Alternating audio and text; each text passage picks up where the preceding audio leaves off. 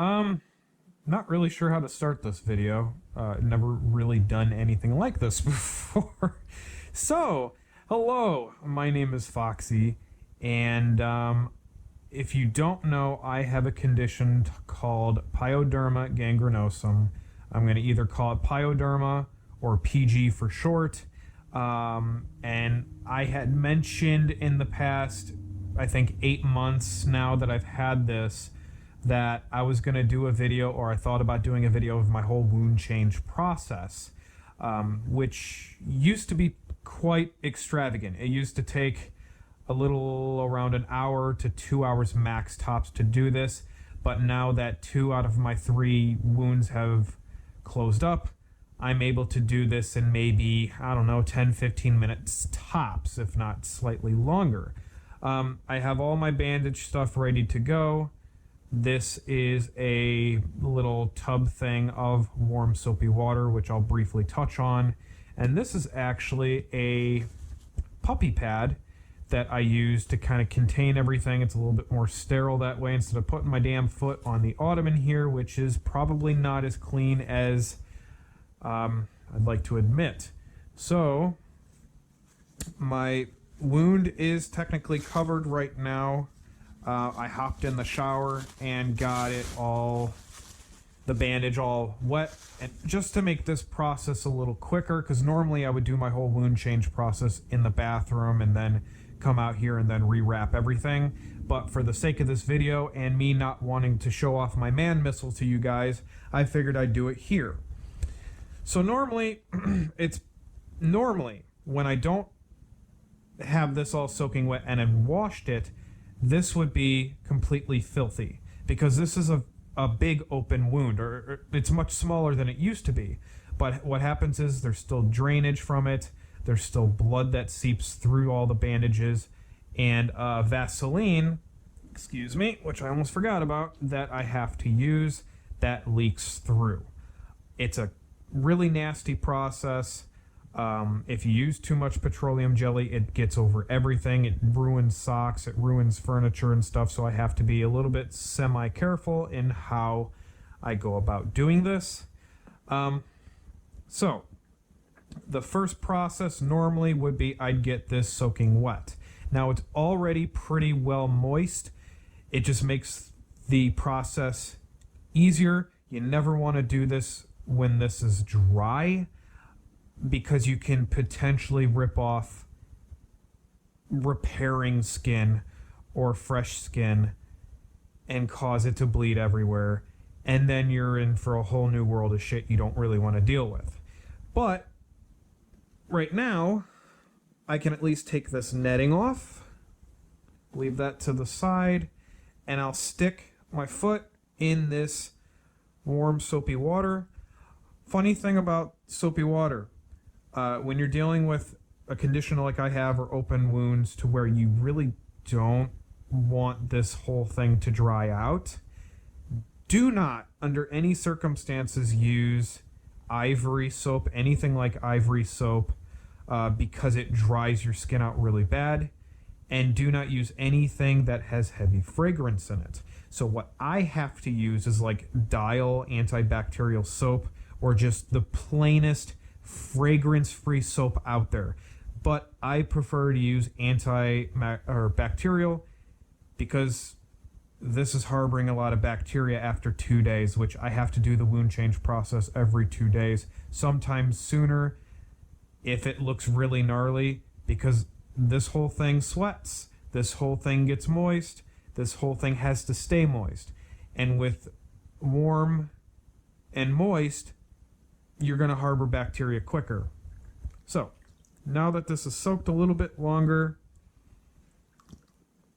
I can start unwrapping this, which, when I first started doing this, every single time I would get to this point, unwrapping to the point where it's close to this wound, which, okay, if you're squeamish, I should have said this before, if you're squeamish, stop watching this. Don't watch this, because this is gross. This is gnarly. I have a foot that looks like a fucking hamburger.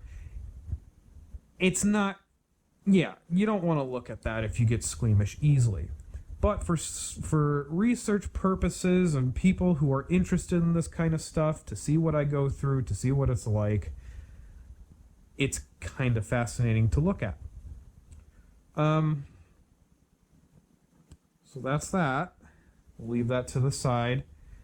Then I have a strip of cotton gauze, and I like to take this off slow because sometimes it does stick to the skin and it's extremely painful. A little bit of pain, but not overwhelming. And then this is a whole nother layer. I'll talk about this whole layer process in due time. This is the part that kind of sucks because this is sticking to my skin, and I know it is, at least a little bit. So I'm going to let that kind of sit for a sec in that warm water. And hopefully this comes off fairly easily. So it's sticking a little, but I kind of expected that. Okay, there we go. It's important to note, this is the wound. Now, if you can't tell, this whole area here is where it all started, or when this was all ripped apart and everything. This is less than half the size now, this remaining wound. So I've come a long way with this, and I'm very happy with it so far. I did have a few setbacks and a few things that were not so fun, but everything has since been well taken care of. The only thing I'm not super keen on, not really thrilled about, is the way that the healed tissue is kind of bumped out here. It's really rough. It's really uncomfortable. And this scar tissue, this like purple stuff, I don't know how well you can see this because I have a GoPro strapped to my fucking head. So for all I know, you're not even seeing anything that I am. This is so sensitive that even the slightest touch of my fingertip right now, I feel it all over this foot because all these nerves have been so heavily destroyed. But at that same time, see this scar tissue here? This is scar tissue. This is not anything to worry about. I poke this, I don't really feel a damn thing. But when I poke here, I feel it everywhere. It's kind of weird how that works. So this is pretty well ready to go. I'm not overly gonna clean this because I actually did this morning, but I figured I'd make the video today for shits and grins. So put this off to the side. Hopefully the cat doesn't drink any of that because that's disgusting. Take my bag, throw the junk in the bag. Now that we've gotten this far and taken everything off, there's a whole process to this. First is the petroleum jelly. You want to take a layer of this and wipe it on the wound, directly on the wound. Yes, it's not fun, but I have to do it. So I will do that right now. You don't need a ridiculous amount. But at the same time, you don't want to give yourself a little layer because this will eventually dry out. And if you let it dry out too much and you're doing a wound change or a bandage change, it's a miserable process. And I also get around the scar tissue as well because it's, I don't know, I feel like it does at least a little bit of something. But yeah.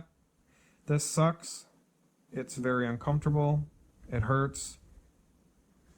What am I going to do? So then, wipe the excess off the fingers.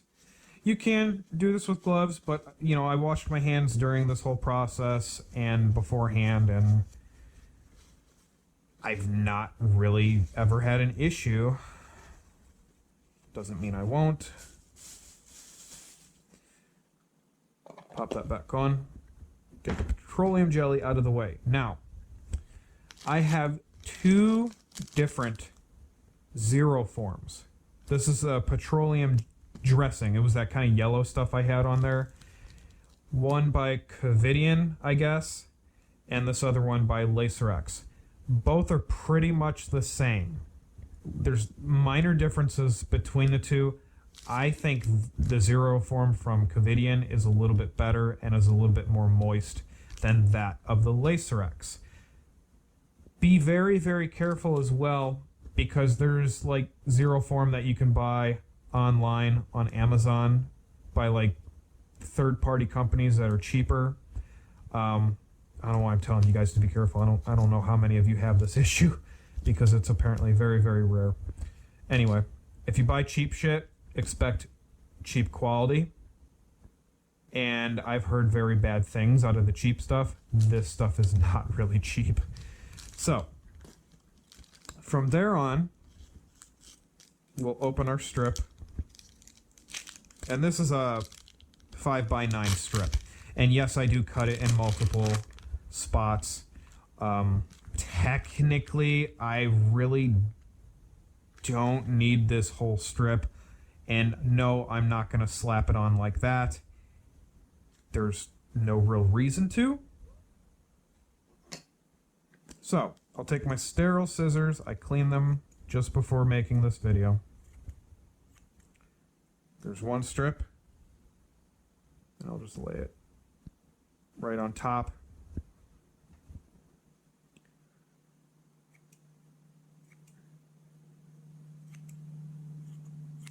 Got your second strip. Lay that on top. Yes, it's okay to overlap a little bit. Doesn't really harm anything. Now, since I've technically covered everything and the rest is remaining scar tissue, I don't really need this. I could save this for the next wound change. However, because I have that kind of gnarly bump out from that repaired skin, I don't know if this helps, but I like to put it over that. I don't know if it speeds up the way that scar tissue kind of... Eventually that's supposed to all flatten out, according to the dermatologist. Whether or not it actually does is up for debate, up for mystery, whatever you want to say. So, that's done.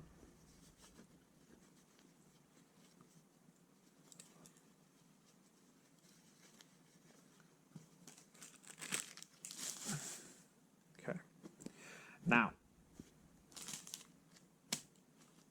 gauze pad. I didn't used to use this, but since I got this from a coworker of mine, he bought it for me,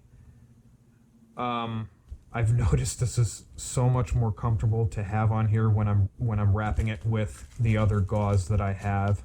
It just adds that extra padding, and it, you know, honestly, it just makes a world of difference. So, because these are pretty big, multi-layered pads, I usually just do something like that because I want to cover the scar tissue here as well as the wound itself. Because remember, this spot right here, I feel everything, even if I have my sock on it or my shoe or whatever. Any little thing that touches it sucks. So having that extra bit of padding to help not make it as much of an issue is incredibly helpful. Then I have three technically different types of gauzes and different styles. This is a big, thick gauze roll, multi-layered. This is essentially the same thing except like 2-ply. It says 3-ply, I call bullshit. And then this one, which we always just call California rolls because it says California on them. You have to be careful with this style. You know, it looks thinner. It's because it is, but it's the same length. These are not stretchy. I've made the mistake of over tightening this on my foot, and the pain for about 2 to 3 days, even though I had this on for maybe 1 or 2, I had excruciating pain for about 3 days tops because of how much it restricts blood flow and how much it's too tight on the skin. So you have to be very light with that. So I take this, which is your big, fluffy acrylics, or I'm not quite sure how you pronounce it, but a nice gauze roll. I'm only going to use one. That's all that's really needed, and I'll just start.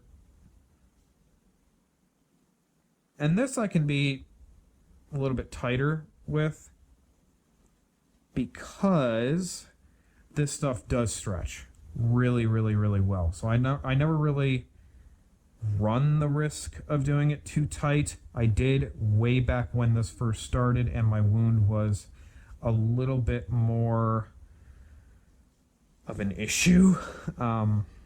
Actually, I'm going to use this one as well because I don't have much on my scar tissue, and I used a little bit more extra on where my wound is. Probably because I'm paying more attention talking to you guys than I am with my own wound change, dressing change, whatever. So I like to add a pretty decent amount of cushion here because it helps me from, if I am bumping it, I don't really feel it now. And that's going to be interesting when this all heals. I'm not quite sure how that's going to go. I'm not exactly looking forward to pretty much not having gauze on my foot. But then again, I really don't want to have gauze wrapped around my foot for the rest of my life. Then we take this. It's Surgelast tubular elastic dressing retainer. It's like a net. Cut about that much, I guess. And it's funny because this is size 5 and they tell you that this is for like your thigh or whatever, but I find that using the sizes below this that are tighter to not exactly be helpful for me. In fact, I think they cause more of an issue because they're just too tight. Ow. And then there we go. Yes. So that's the wound change. I am 100% done, and I am covered for about 1 to 3 days, depending on my physical activity and just how gnarly this gets with drainage and sweat and all that. So this is what I deal with. And it sucks, but it was way worse when it first started. It's really all I got. If you have any questions about it or want to know more about it, you know, you're more than welcome to ask. In fact, let me show you. That's a scar from the wound that was on this foot. And I can't really show you the one on my thigh. I don't think you can see it. Probably not. But that's a pretty huge, this one was huge. So that one's healed now, and it's got all this like flaky skin that's trying to repair itself, and it gets extremely, extremely itchy and not a lot of fun. But yeah, let me know if you have any questions, comments, concerns, whatever. If you want to know more about Pyoderma Gangrenosum, you know, be my guest. It is a condition that is going to stick with me for the rest of my life, and I could very well develop multiple of these wounds elsewhere on my lower body, in some cases my upper body, and I've even seen some attack your face. Let's just say if that happens, I'm not coming out of my fucking house anymore. So, that's all I got. Take it or leave it, you know? Thank you all very much for watching. I'd say I'd hope you enjoyed the video, but that's kind of a weird thing. to say about something like this. But hope you enjoyed the experience. All right, everyone. Take care.